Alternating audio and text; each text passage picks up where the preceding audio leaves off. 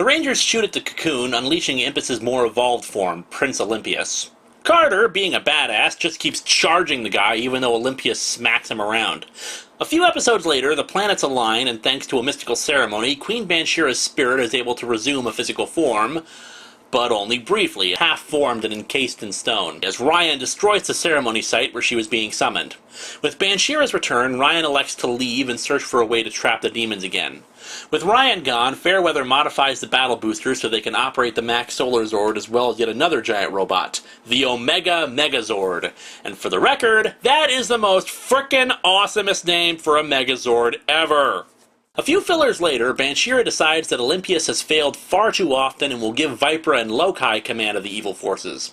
Olympius tricks them, planning to destroy them, but they escape and end up near the desert tomb. They enter it and use a spell to resurrect Diabolico, Ryan watching from nearby.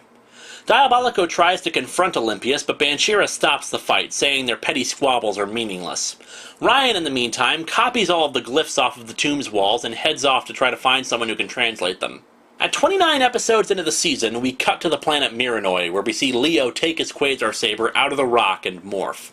An evil force he was fighting mysteriously teleports away and travels through a wormhole to Earth. Yep, it's time for the season's team-up. On Earth, the evil forces take people prisoner in an office building to extract their life force for a woman in shadows. The daughter of two of the kidnapped people tries to warn people of what she saw. Now you know, dear, there's no such thing as monsters. You live in a city that is constantly under attack by monsters, and the Power Rangers are known public figures without secret identities, not to mention the fact that the Earth was invaded and almost conquered a few years ago by monsters. Lady, I officially declare you dumbest person in Power Rangers ever. Olympius believes that the monsters are doing this for Bansheera, but when he leaves, the woman emerges from the shadows, Trakina, wearing a mask that covers up burnt sections of her face. Oh, and speaking in a different voice, what a shock. Carter comes across the little girl, who tells him about the attack, as well as about a monster disguised as a man. You don't believe me, do you? Actually, I do. You do? Now I'm gonna check this guy out. You stay right here. Carter Grayson, not an idiot. Leo somehow makes it to Earth and meets up with the other Rangers. Hey, you're Leo. The Red Ranger. How the hell does she know that? Carter's trailing of the guy is interrupted by the ghouls, the foot soldiers of the monsters helping Trakina. However, Kai and Maya arrive to help him. Back at the Aqua Base, Leo explains about the final battle he had with Trakina before the two teams go off to face a disturbance.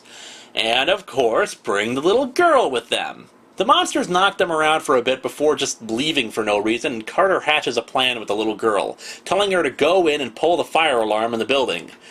Why don't the Rangers just pull rank on the building and tell them to evacuate the building to get them out? Or rather, why the hell are they sending the little girl to pull the fire alarm when Carter could just do it himself? Leo and Carter destroy the monster and head in alone, for some reason, but are aided by Kendricks and Damon, who suddenly show up.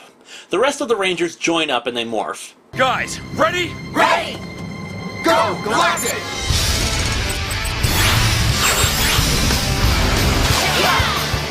Galaxy Red! Galaxy Green! Galaxy Blue. Galaxy Yellow! Galaxy Pink! Lightspeed! Rescue!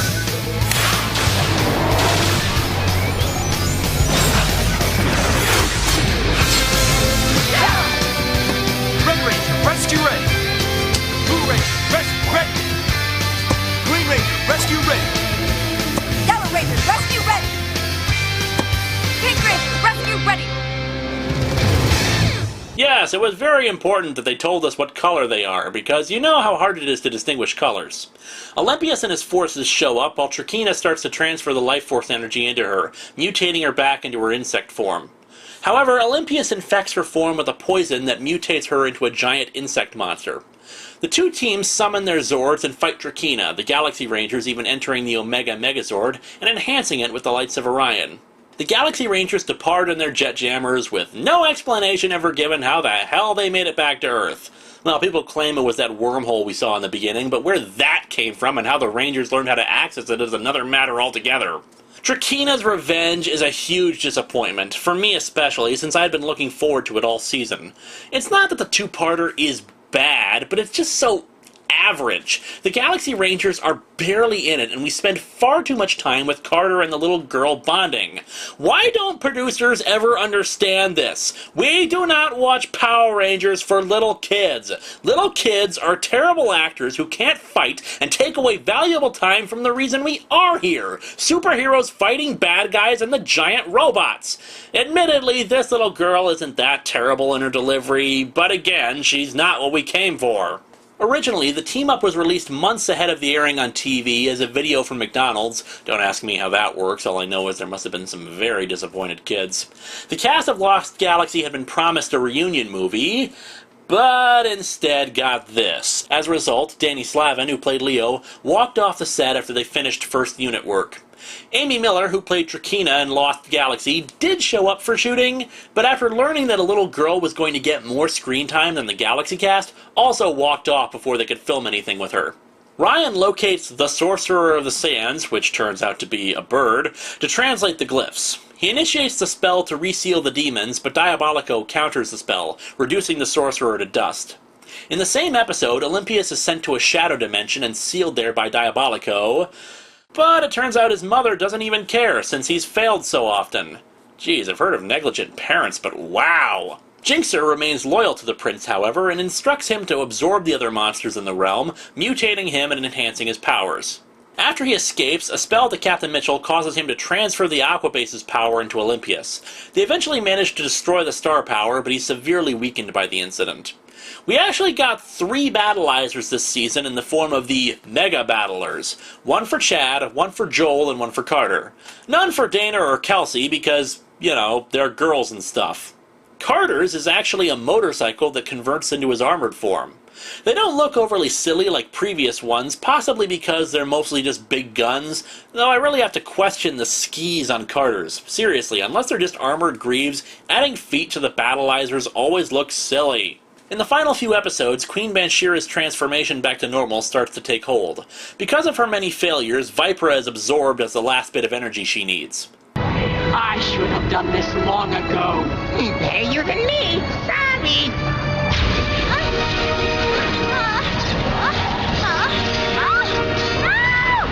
Oh boy, no!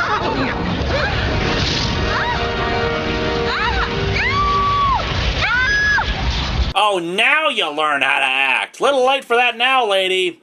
Lokai goes to Banshira for the chance to destroy the Rangers, but before he does, he gives Diabolico a new power source. I wish you luck. Before I go, I want to give you this for being my loyal friend throughout the millenniums.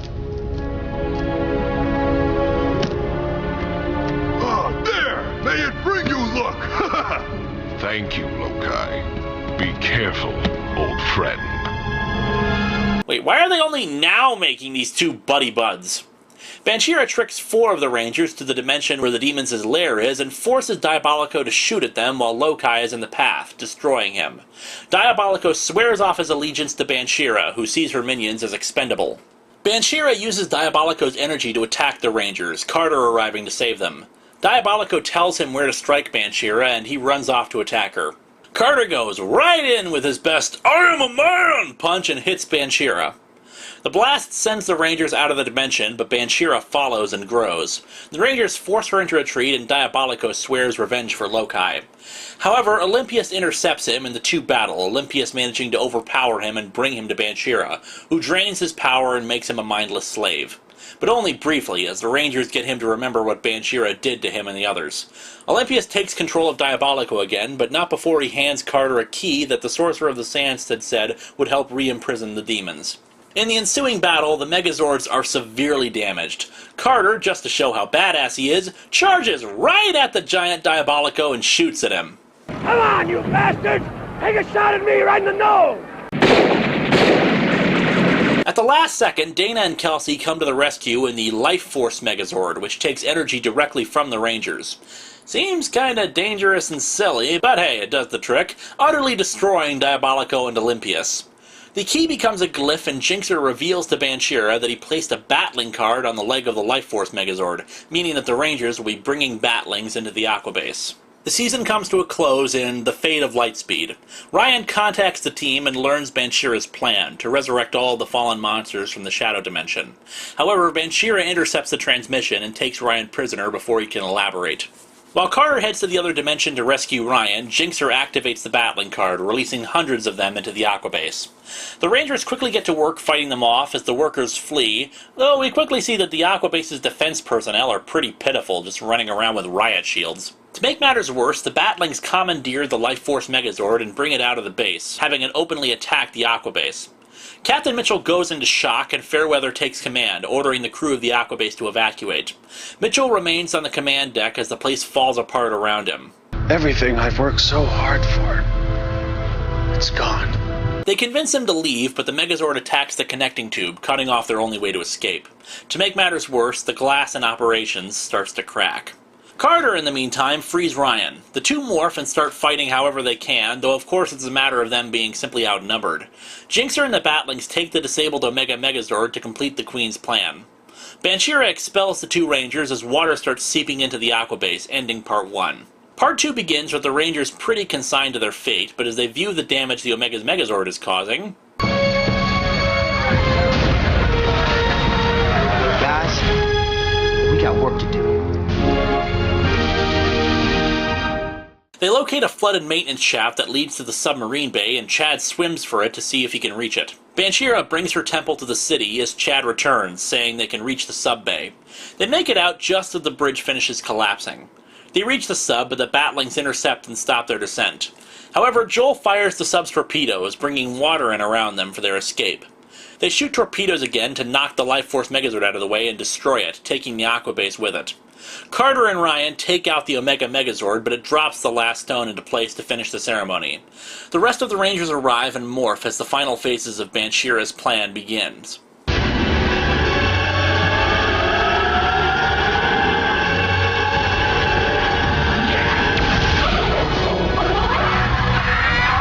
Ceremony's over, Banshira.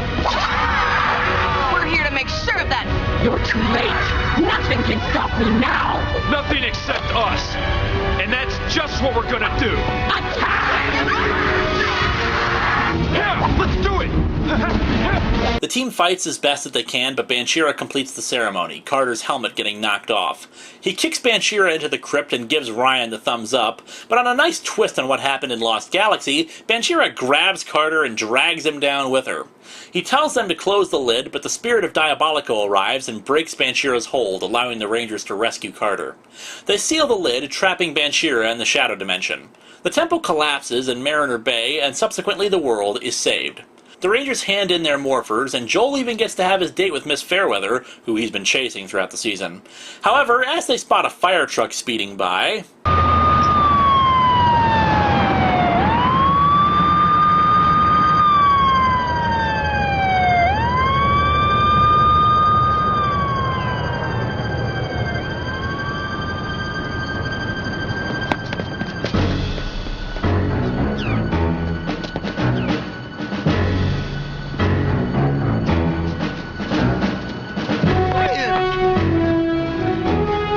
Don't go anywhere.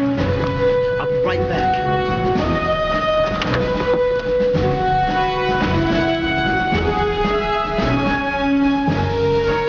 Hey! You forgot these!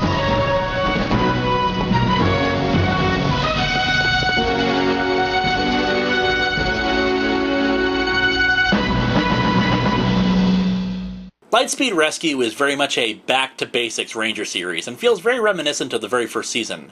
Thematically, it's an overt magic versus technology theme, with the Rangers' powers all completely developed by human hands, and we even have the scientists who designed their weapons working with them.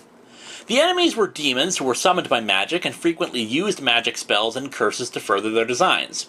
Another thing that felt reminiscent of the first season was the Titanium Ranger, first introduced as a villain, and his story had shades of the original Green Ranger saga. And I don't mean any of that in a bad way, it felt very nostalgic in that sense and very enjoyable. Speaking of the Titanium Ranger, he's the first Power Ranger to ever be a completely American invention. The Sentai that Lightspeed was based on didn't have a 6th Ranger, nor did it have a character like the Phantom Ranger that they could fill the 6th Ranger slot with, so they made up the Titanium Ranger stuff. It's a pretty good job, too. Sure, it means they couldn't do as much with him because it required less Sentai footage, but he looked awesome and showed that American-created Rangers can work. The season is mixed for me. There's a lot to like here. The Aqua Base and its staff was a very different sort of command center, and the new weapons being churned out on a regular basis felt very natural for a military operation to be doing. The rescue material wasn't quite as exciting as fighting monsters, but it really highlighted their status as superheroes. The Zords were made of solid metal awesome, and the characters themselves really grew on me. I'd say the season's biggest flaw and what drags it down is the villains. I'm sorry, but the demons only got interesting at the very end when Diabolico turned on Banshira and exhibited camaraderie with Lokai, something that was never apparent in the 30-plus episodes before it. Vipera was a terrible villain and always looked silly driving around in her car, and the other demons just didn't have any depth to them. Admittedly, the same could be said of Rita in the first season, but at least she scored some victories over the Rangers. The demons never scored any major victories over the team this season until the very, very end, and that was more Banshira than the others. Their best plot revolved around Ryan, and when he left, a good chunk of interesting things left with him. Consider that we just came off of 2 seasons with very strong villains, including rather noble evildoers like Ecliptor and Villamax. Sure, Scorpius was boring as hell, but his death gave Trakina renewed life as the main villain of Lost Galaxy. The Batlings are really one of the most unimaginative foot soldiers ever. Admittedly, we are back to Sentai foot soldiers instead of original ones for the show that we've had for the last few seasons. But they're so bland. It's guys in black suits with tiny little fake wings and some goggles. At least the putties, while coming from Sentai footage, had the wrinkly, deformed face to fall back on and make them look alien. Watching the Batlings, I never got the impression they were demons. The point is that Lightspeed's main problem was its enemy, which is a shame because he certainly had potential with them. The Rangers themselves, though, I actually rather liked. Carter is a badass through and through. He's driven by his desire to live up to a firefighter who saved his life as a child, who turns out to have been Captain Mitchell. A lot of people call him bland, but I honestly don't see it. He takes every opportunity to show how frickin' awesome he is. He tries to run over a monster. He pulls his gun to stop the enemy. He goes running at a giant monster with just his handguns. He didn't really undergo any development, but he didn't really need to. He was just awesome. Dana was doing just fine character-wise until a bizarre episode near the end called In the Limelight, wherein a fashion mogul out of the blue hires her to be their new model. All of a sudden she's a big-time celebrity and becomes self-absorbed and completely disregards her ranger duties, despite never in the past indicating that she has those tendencies. It'd be one thing if she was under a spell or something, but this is just her suddenly, for no reason at all, abandoning her post as defender of the friggin' city. She walks off during a training exercise, much to the amazement of her fellow rangers. And you gonna let her leave just like that? I have to trust her to make her own decisions. Yeah, I appreciate that kind of sentiment from a father and all, but you are a military operation and you are her commanding officer.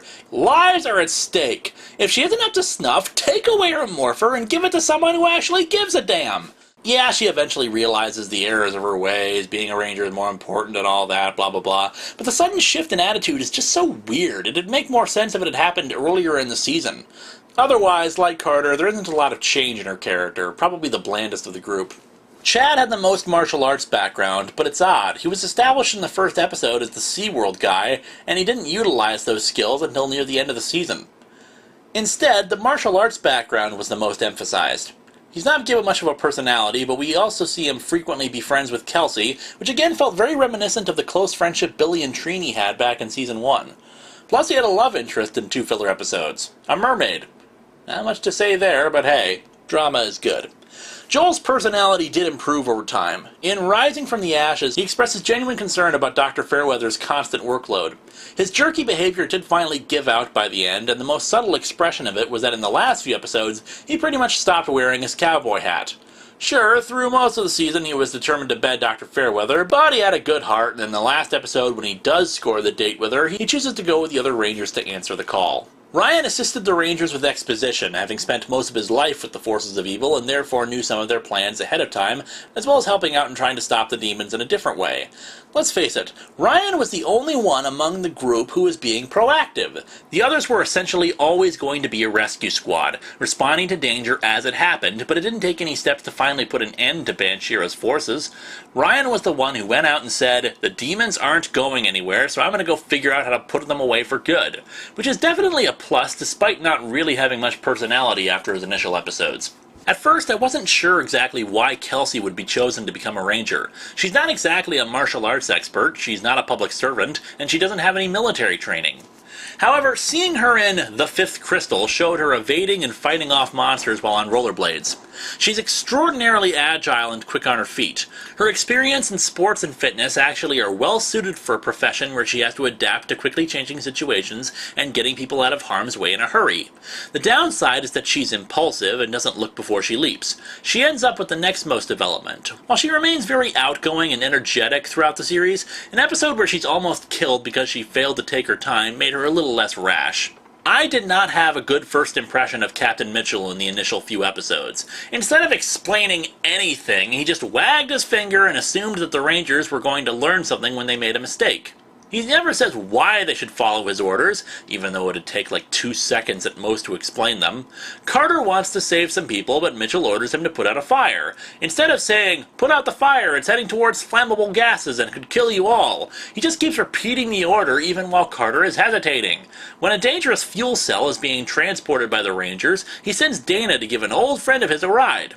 He never tells her, "Oh, by the way, the fuel cell the Rangers are carrying is a decoy. My friend is carrying the real one." He just lets her yell at him for being condescending because she's his daughter and that she almost put the fuel cell at risk by attempting to come to the aid of the Rangers. However, the two incidents aside, Mitchell did get a lot better in future episodes, stepping in when he needed to, but then stepping back when the situation demanded it. I will say that his acting could have been better during the fate of Lightspeed. We see him shocked and standing at attention as the base collapses around him, but we don't really see that reflected in his face or the body language. The Wasserman factor is still in effect, but the synth music has definitely improved and is shades of the series' theme song.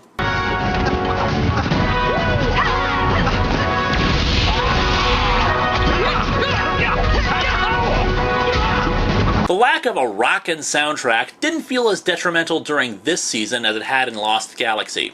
And interesting to note is that unlike the previous seasons, the Rangers are much quicker to pull their blasters. Which makes sense. During the Zordon era, we had martial artists through the first 6 seasons. Lost Galaxy, the Rangers utilized their Quasar sabers for the majority of their combat, but that made sense for them considering they're the source of their powers. In this season, we're not dealing with martial artists, we're dealing with people who were specifically brought in to be combat soldiers. They don't waste time by bickering and punching, they're gonna shoot the damn thing to stop it as quickly as they can. Lightspeed Rescue is both different and familiar in a lot of ways. The stakes didn't seem as high as they had in previous seasons, but there's a very nice sense of optimism about it, that if you were living in Mariner Bay, you could rest easy knowing that the Power Rangers were watching over you. However, the lack of interesting villains was a detriment to an otherwise decent series. Lightspeed is not bad, but there are much better seasons, like Next Time, where we witness the timeless wonder that is Time Force.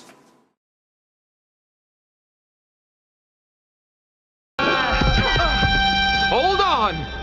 Where's Red? Freeze! Don't take another step, Demonite.